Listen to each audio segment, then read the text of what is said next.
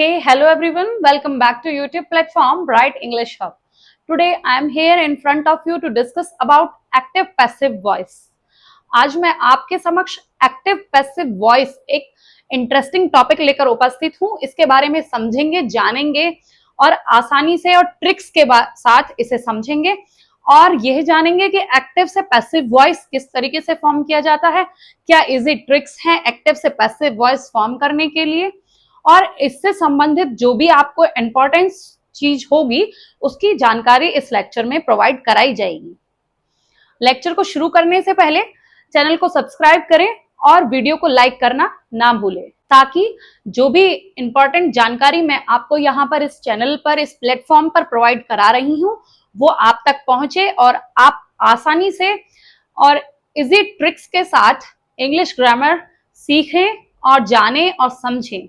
Now first let us understand about voice. Voice जो होती है वो दो प्रकार की होती है, एक एक्टिव वॉइस और एक पैसिव वॉइस। जो एक्टिव वॉइस होती है, in active voice we give importance to who does the action. Active voice में हम उनको प्राधान्यता देते हैं, उनको इंपॉर्टेंस देते हैं जो एक्शन को करते हैं, जो कार्य को करते हैं। मीन्स सब्जेक्ट को हम एक्टिव वॉइस में प्राधान्यता देते हैं। और passive voice we give importance to the object of the action. Means जो पैसिव वॉइस होती है उसमें हम किसको प्रधानता देते हैं? ऑब्जेक्ट को प्रधानता देते हैं। इंपॉर्टेंस जो दी जाती है पैसिव वॉइस में वो ऑब्जेक्ट को दी जाती है। एक्टिव वॉइस जो होती है वो 12 टेंसेस की होती है और इन 12 में से जो पैसिव वॉइस फॉर्म करते हैं हम केवल 8 टेंसेस की फॉर्म करते हैं। जो 4 टेंसेस होते हैं उनकी पैसिव वॉइस फॉर्म नहीं की जाती है। कौन कौन से टेंसेस होते हैं वो 4 समझते हैं और जानते हैं उनके बारे में। पहला प्रेजेंट परफेक्ट कंटिन्यूअस,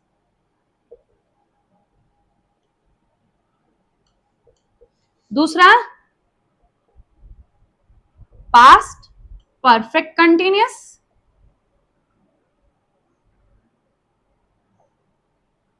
तीसरा future perfect continuous,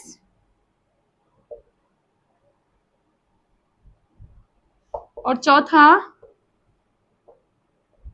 future continuous. इन 4 टेंसेस को छोड़कर कौन कौन से? प्रेजेंट परफेक्ट कंटिन्यूअस, जो भी तीनों परफेक्ट कंटिन्यूअस वाले होंगे, present perfect, past perfect and future perfect continuous, ये वाले, और future continuous means perfect continuous तीनों टेंसेस के और फ्यूचर कंटिन्यूअस। इन चारों टेंसेस को छोड़कर बाकी के जो भी 8 टेंसेस बचे हैं उनकी पैसिव वॉइस फॉर्म की जाती है। 8 कौन कौन से बचे? पहला प्रेजेंट इंडेफिनिट सिंपल प्रेजेंट, दूसरा प्रेजेंट कंटिन्यूअस, तीसरा प्रेजेंट परफेक्ट, चौथा past indefinite means simple past, दूसरा पास्ट कंटिन्यूअस, तीसरा पास्ट परफेक्ट,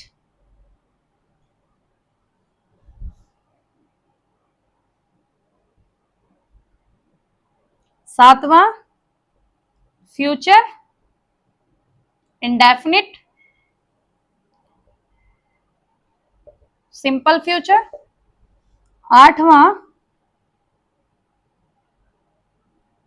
फ्यूचर परफेक्ट। ये जो मैंने आपको 8 टेंसेस बताए हैं इनकी पैसिव वॉइस फॉर्म की जाती है और ये जो 4 टेंस मैंने आपको बताए हैं इनकी पैसिव वॉइस फॉर्म नहीं की जाती। कौन कौन से tenses? Present perfect continuous, past perfect continuous, future perfect continuous and future continuous. बाकी इन चारों को छोड़कर सबकी जो पैसिव वॉइस है वो बनती है, वो फॉर्म की जाती है। एक और इंपॉर्टेंट चीज ये मैं आपको बता दूं, जो इंट्रांजिटिव वर्ब्स होती हैं,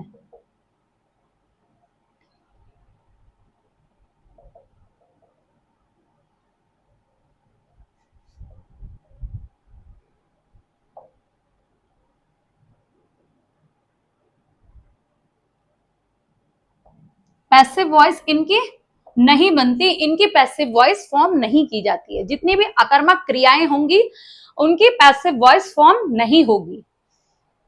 क्या क्या इंपॉर्टेंट चीज मैंने आपको बताई कि एक्टिव जो वॉइस होती है उसमें 12 टेंसेस होते हैं, 12 में से 8 टेंसेस जो ऐसे होते हैं जिनकी पैसिव वॉइस फॉर्म होती है, बाकी के जो 4 टेंसेस होते हैं उनकी पैसिव वॉइस फॉर्म नहीं होती।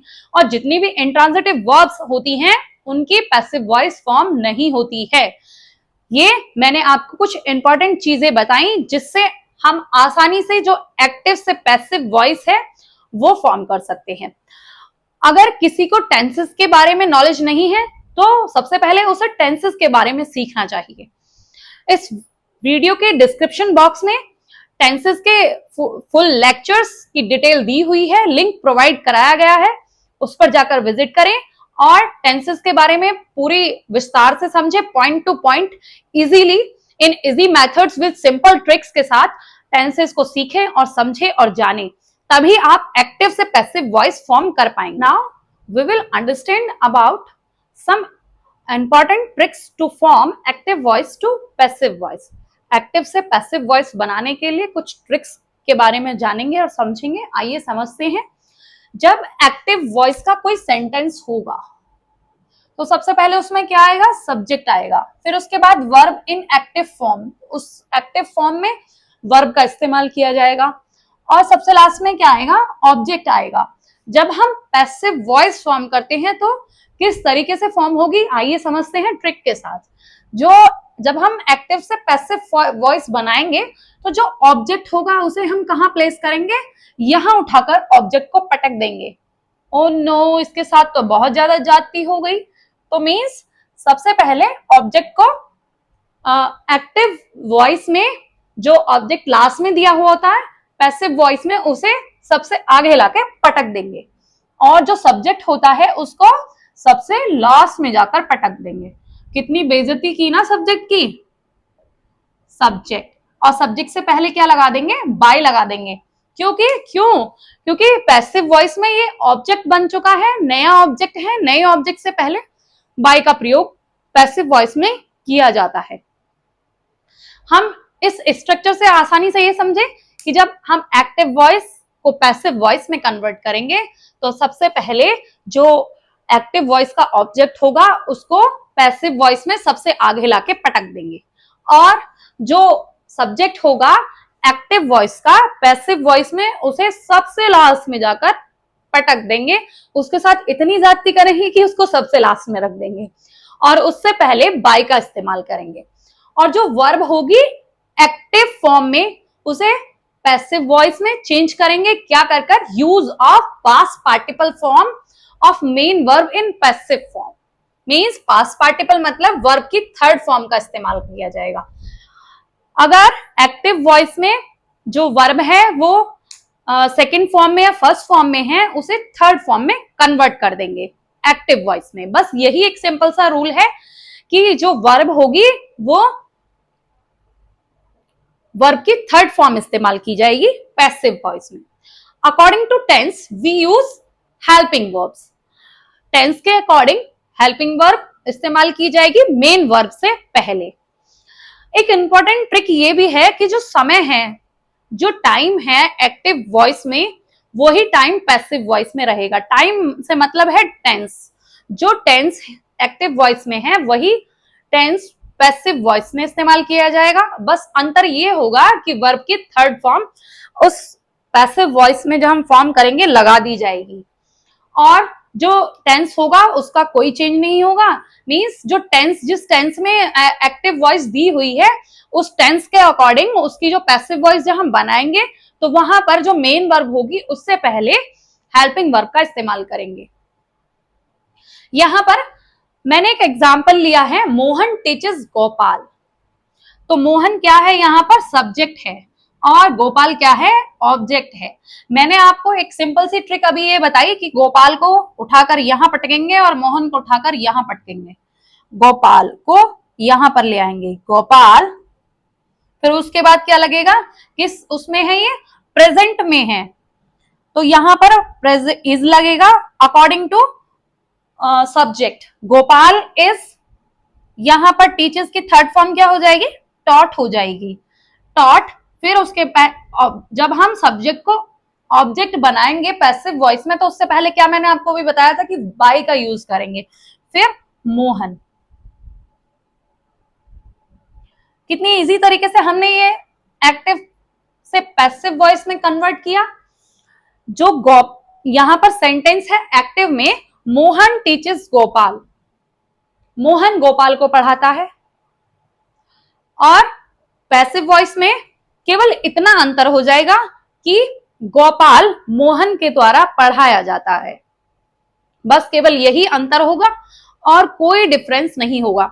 यदि मैं कहूं कि मम्मी खाना बनाती हैं, अगर मैं ये बोल दूं कि खाना मम्मी के द्वारा बनाया जाता है, बस अंतर क्या है कि वहां पर द्वारा लगाया गया है, बस जो खाना है वो मम्मी के द्वारा ही बनाया जा रहा है, और पहले सीधे सीधे ये कहा जा रहा था कि मम्मी खाना बनाती है।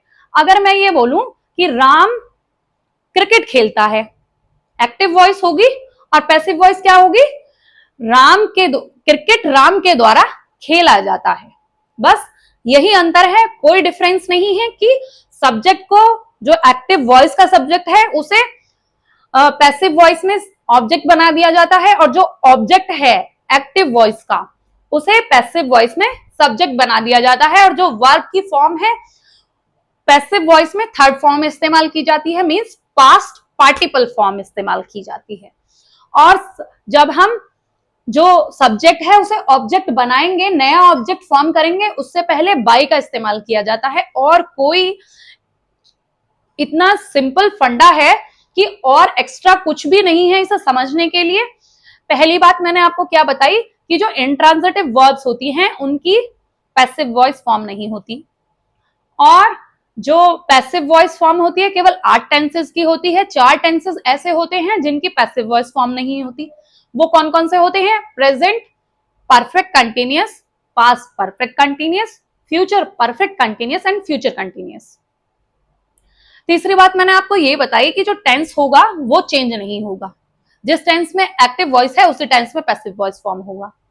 और पांचवी बात मैंने आपको ये बताई कि क्या जो सब्जेक्ट होगा एक्टिव वॉइस का उसे हम पैसिव वॉइस में ऑब्जेक्ट बना देंगे, और जो ऑब्जेक्ट होगा एक्टिव वॉइस का उसे हम पैसिव वॉइस में सब्जेक्ट बना देंगे, नया सब्जेक्ट फॉर्म हो जाएगा। जब हम नया ऑब्जेक्ट फॉर्म करेंगे तो उससे पहले बाय का इस्तेमाल किया जाएगा। और छठी बात ये बताई, छठी ट्रिक ये है कि जो एक्टिव वॉइस की जो फॉर्म है वर्ब की, वो पैसिव वॉइस में पास्ट पार्टिकल फॉर्म यूज होगी, वर्ब की थर्ड फॉर्म का इस्तेमाल किया जाएगा, और जो टेंस के अकॉर्डिंग हेल्पिंग वर्ब का इस्तेमाल किया जाएगा। मींस इंपॉर्टेंट ये है कि हमें जो एक्टिव वॉइस है उसका टेंस समझ में आना चाहिए, वह किस टेंस में है यह पहचानना आना चाहिए। मैंने आपको अभी इससे पहले भी बताया कि टेंस की नॉलेज होनी एक्टिव वॉइस से, अगर हम पैसिव वॉइस कन्वर्ट करेंगे तो टेंस की नॉलेज होनी बहुत जरूरी है। अगर आपको टेंस की नॉलेज नहीं है तो आप इस वीडियो के डिस्क्रिप्शन बॉक्स में जाइए और वहां पर एक लिंक प्रोवाइड कराया गया है, उस लिंक पर जाकर क्लिक करिए और आपको डिटेल में एक एक पॉइंट से पॉइंट टेंसेस के बारे में पूरी इंफॉर्मेशन मिल जाएगी। आप वहां से आसानी से चीजों को ग्रैब कर सकते हैं और वहां पर जाकर आसानी से टेंसेस के बारे में समझ सकते हैं और जान सकते हैं। मैंने आपको यहां पर ये सेंटेंस भी बनाकर दिखाया। मैंने आपको बताया कि अगर मैं ये बोलूं कि सीता जो है वो खाना बनाती है, सीता खाना बनाती है, और खाना सीता के द्वारा बनाया जाता है। डिफरेंस कुछ नहीं है, कार्य सेम हो रहा है, बस क्या हो रहा है कि जो सब्जेक्ट है और जो ऑब्जेक्ट है उसका इंटरचेंज हो रहा है। मींस एक्टिव वॉइस का जो सब्जेक्ट है वो पैसिव वॉइस में जाकर ऑब्जेक्ट बन जाता है, उससे पहले बाय का इस्तेमाल होता है, और जो एक्टिव वॉइस का ऑब्जेक्ट है वो पैसिव वॉइस में आकर सब्जेक्ट बन जाता है। बस यही अंतर है और कोई डिफरेंस नहीं है। ये सिंपल सी 5-6 ट्रिक्स हैं जिन्हें हम यूज कर एक्टिव से पैसिव वॉइस आसानी से फॉर्म कर सकते हैं। कोई डिफिकल्टी नहीं है इसे बनाने के लिए या समझने के लिए। अगर आप किसी भी एग्जाम में बैठे हैं या फिर कोई भी एग्जाम दे रहे हैं, जैसे कि एसएससी का हो गया या फिर बोर्ड एग्जाम हो गया, कुछ भी आप एग्जाम दे रहे हैं, तो आप आंख बंद कर कर एक्टिव से पैसिव वॉइस फॉर्म कर सकते हैं, अगर आपको इन ट्रिक्स के बारे में पता है जो मैंने आपको इस लेक्चर में अभी बताई हैं। केवल यही ट्रिक्स जाननी जरूरी है और टेंस की नॉलेज होनी जरूरी है, हम आसानी से एक्टिव से पैसिव वॉइस फॉर्म कर सकते हैं। यदि जो एक्टिव वॉइस का सब्जेक्ट है वो कोई सर्वनाम है, कोई प्रोनाउन है, तो जो प्रोनाउन है वो पैसिव वॉइस में कुछ इस तरीके से बदला जाएगा, कुछ इस तरीके से कन्वर्ट होगा। आई यदि किसी एक्टिव वॉइस में सब्जेक्ट है तो वो पैसिव वॉइस में जो ऑब्जेक्ट बनेगा वो क्या होगा, मी होगा। आई का मी हो जाएगा, वी का क्या हो जाएगा, अस हो जाएगा, यू का यू रहेगा, दे का क्या होगा, देम होगा, ही का हिज हो जाएगा, शी का हर हो जाएगा, इट का इट रहेगा और हु का हुम हो जाएगा। Means I becomes me, we becomes us, you becomes you, they becomes them, he becomes his, she becomes her, it becomes it and who becomes whom। ये जो मैंने आपको ट्रांसलेट फॉर्म बताई कि जो अगर कोई सब्जेक्ट एक्टिव वॉइस में प्रोनाउन है, प्रोनाउन का इस्तेमाल किया गया है सब्जेक्ट की तरह, तो वो जो सब्जेक्ट है पैसिव वॉइस में ऑब्जेक्ट बन जाएगा।